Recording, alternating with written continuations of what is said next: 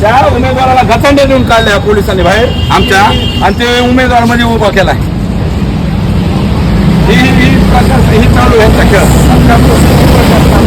सकाळपासून असं चालू आहे.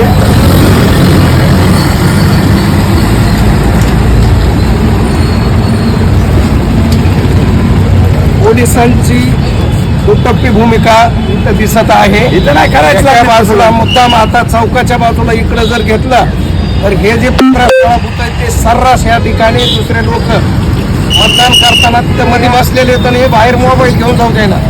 आणि ह्या लोकांनी सांभाळलेले जे ग्रामीण भागातले काही टगे प्रत्येक बूथवर 10 बसविलेत. या पद्धतीनं एकंदरीत परळीची ही लोकशाही पायदळी तुडवण्याचा प्रयत्न पुन्हा एकदा चालू आहे.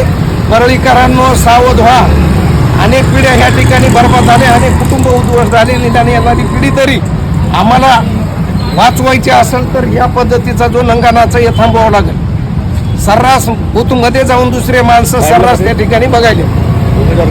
आमच्या उमेदवाराला सर्रास त्या ठिकाणी गचंडे देऊन बाहेर काढलंय आणि ह्यांच्या उमेदवार मध्ये